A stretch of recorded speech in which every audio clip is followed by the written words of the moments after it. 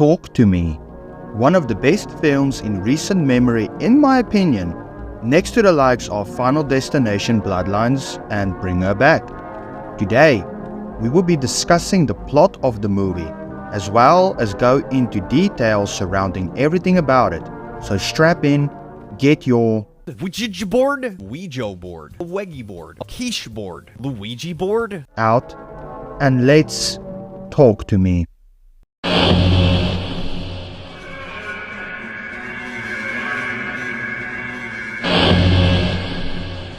Talk to Me, a 2022 Australian film directed by two brothers, Danny and Michael Filippo?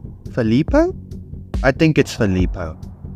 These aren't just your average directors, they're actual YouTubers running the YouTube channel known as Raka Raka. Their channel consists of horror comedy videos. Now, to get to the plot of the movie starts off with a guy named Cole walking through a house party looking for his brother who locked himself in his bedroom. He eventually appears, but in the form of a murderer. He stabs Cole and then himself in the face. We then shift to a 17-year-old named Mia, along with her best friend Jade and the brother of Jade named Riley. They sneak out one night to go to a house party where they see it, the embalmed hand, which allows its user to contact the spiritual realm and allow the user's body to be possessed. In order to do so, a lit candle needs to be nearby, and the user has to hold hands with the object and say, "Talk to me." After saying this, a random spirit, good or evil, will appear in front of you, and in order to let it possess you, you have to say, "I let you in." After 90 seconds are over, blow the candle out and this will end the possession. Mia goes first and she gets threatened by the spirit, to which the friend blows out the candle, stopping the possession. Instead of never using the object again, like a sane person would, Mia and the trio continue to use it. Mia, Hailey, Joss, Jade and her boyfriend Daniel. Riley, the younger brother of Jade, wants to play the game, and after a while of denying him, they give in and he gets possessed by the mother of Mia, who passed away from taking her own life years ago. The 90-second timer expires before the candle was blown out, and the boy loses all control and smashes his face open like a Halloween pumpkin. Everyone panics and they rush him to the hospital. Jade's mother is furious, of course, and things really start to go downhill from here onwards. Mia is to blame for the injuries Riley sustained, since she allowed the timer to be exceeded and she did it without the consent of the sister. Mia seeks comfort from Jade's boyfriend, who seems to be Mia's ex, and Mia hasn't really moved on from him. They sleep in the same bed and Mia awakens to the feet of Daniel in her mouth. He gets up, storms out, and Jade eventually finds out about all of this and is rightfully so livid. Mia takes the embalmed hand from Jade's house and contacts her mother, who tells her that she passed away by accident. Riley is clearly still possessed and brutally self-harms in front of Jade. The trio of friends decided they have to break the spell over Riley by having him play the game again and blowing out the candle this time. Mia goes back home, where her father Max shows her the suicide note of her mother, Ria, to prove that it was indeed not accidental and that the spirit of her mother was lying. Mia hallucinates her dad wanting to attack her, and just as her real dad barges into the room to help her, she stabs him by accident. Mia tricks Jade to leave the hospital so she can go in and end the life of Riley, to allow Riley to be set free. Yeah, I know, Mia has lost her frickin' mind, listening to her so-called deceased mother and wanting to kill someone now. She doesn't succeed in ending his life and instead puts Riley in a wheelchair and runs with him to the nearby highway. The spirits tell her to push him into oncoming traffic, and in a moment of clarity realizes that this will give his soul over to these evil spirits, and she decides to jump into the oncoming traffic herself. ending her own life. Jade finds her brother in the wheelchair, safe. Mia ends up on the other side of the embalmed hand now, where she gets contacted by random partygoers and she joins the group of spirits, forever trapped in the embalmed hand. Yikes. What a crazy plot, I know, but dang was it a good movie. This film was so good that Papa Meat, as you know, who is Meat Canyon, and Charlie glazed the movie like a donut. And for good reason. It was amazing. It was fresh, new, exciting, and tapped into the horror we all fear, the spiritual realm, the unknown.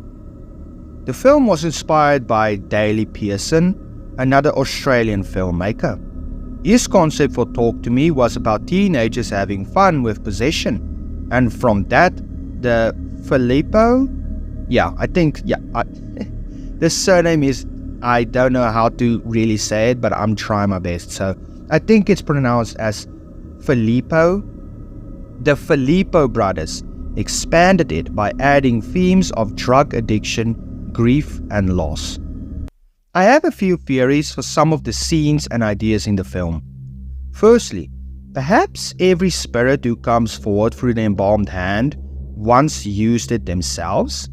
The fact that Mia passed away and was trapped in the hand and she used it points to the fact, and then her mother came forth through it, so maybe her mother also used it once in her life before she took her own life. Secondly, it's clear that Mia and Daniel weren't fully over each other, and why on earth did she have his foot in her mouth? Maybe she had a weird foot fetish or something, I don't know. Nah, I'm just kidding. The reason why she did this was for the simple fact that she was possessed by a spirit who had some sort of foot fetish. That's why her eyes were all white, and to be honest, I respect the directors for not going with the stereotypical black eyes for this possession, and it made it feel fresh and new. Also, this scene of Mia and Daniel on the bed kind of reminds me of the yin and yang symbol, which in Chinese philosophy signifies forces that are opposite but complement each other. Mia would be seen as the black section known as the yin, and Daniel the yang, which is the positive one. What I think is happening is that they are trying to tell us that Mia is the bad one and Daniel the good one, due to the fact that she was the black part and he was the white part, and the fact that he never really did anything horribly towards other people, while Mia was the one who ruined lives and destroyed things around her and destroyed her own life and her own mind. So I do think that this yin and yang type symbolism that they are trying to show us is very significant. In the beginning parts of the film, Mia and Riley were driving and stumbled onto a kangaroo laying on the road, injured. Mia at first wanted to run it over, but decided against it, and instead left it to die. On its own, this scene isn't important or noteworthy, but when you go to the end of the film, where Mia jumps into traffic and gets hit by a car, she lays on the road just like the kangaroo did, and we get the same shot from above, with text on the left of the screen.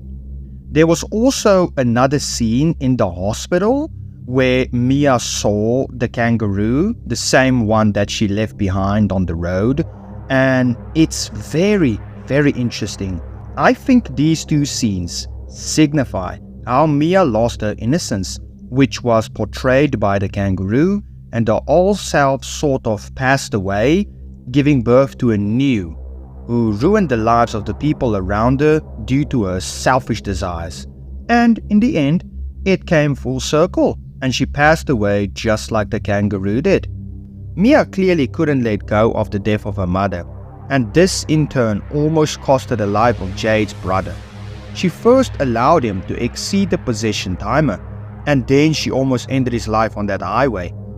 Then there's also the fact that she stabbed her dad in the neck with a pair of scissors, and then she just left him to bleed out in her room. Like what? What a psychotic, crazy person she is. Mia was not a very nice person, in my opinion. Perfect character, of course, showcasing the greed and inability to move on in people. And it showed.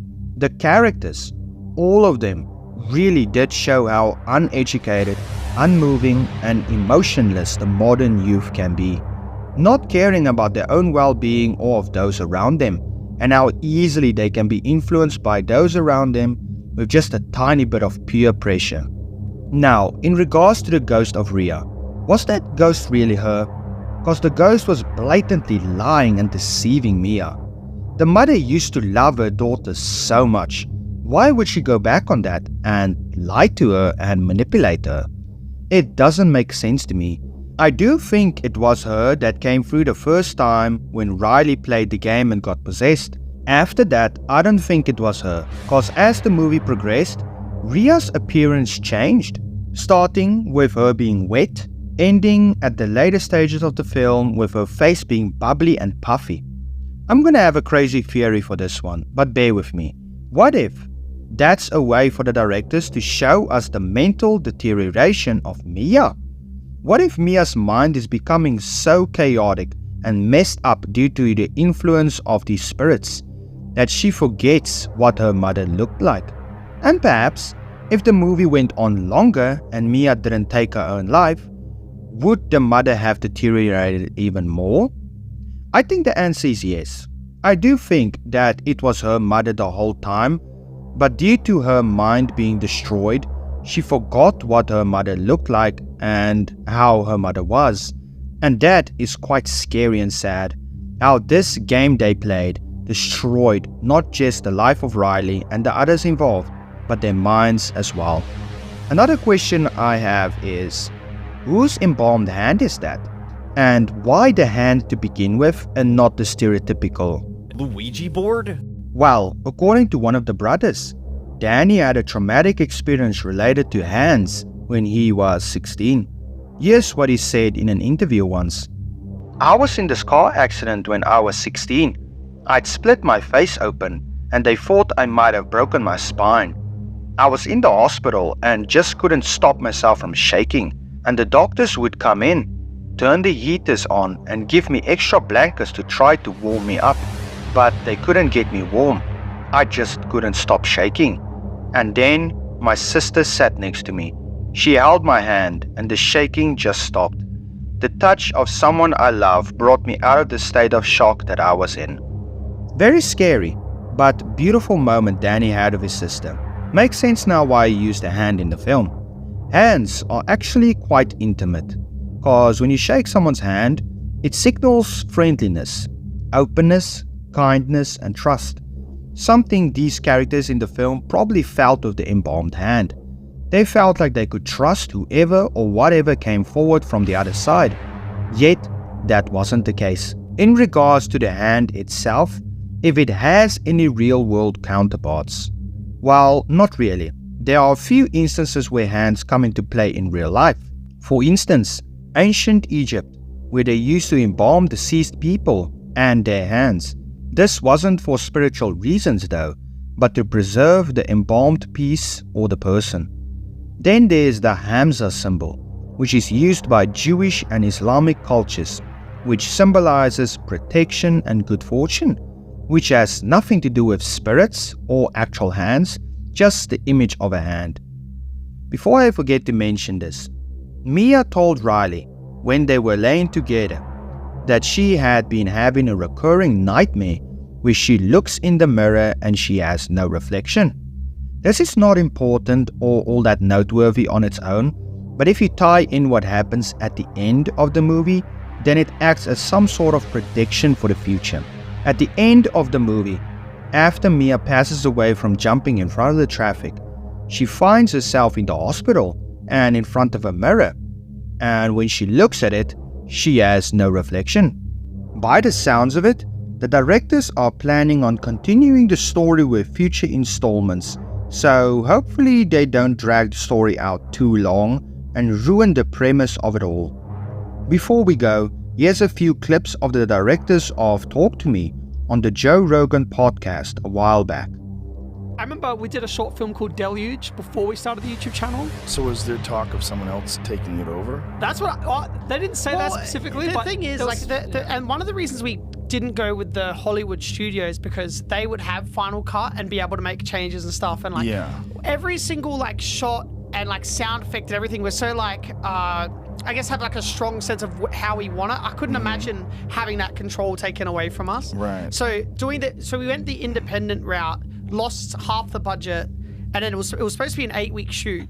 We ended up, it dropped to a 7, then a 6, and a 5. So we had 5 weeks. We lost an extra $1 million out of the budget because we cast Sophie Wilde because she wasn't a name yet, like as a lead. So they took $1 million away from her? Yeah. But meanwhile, she was great. She was incredible. Best. She is the best, and now she's doing like she's got a lot of stuff coming up, which is amazing. Like it was worth it to us because she was the best like performer, and like I've never, man, it's such an amazing experience having someone that's like so good at their craft and like will elevate it to a point higher than you could imagine in your mind. Like we have a strong thing of like how we want it to be. You get amazing artists like that, and they just elevate it. She was so committed. There were days where we asked her not to sleep and come to set not having slept because her character's losing her mind or she's meant to have been up all night. So she would do that. There was a scene where she starts like hitting herself, and she was so committed she started beating the crap out of herself for real. She was just so caught up into the character in the moment. Yeah.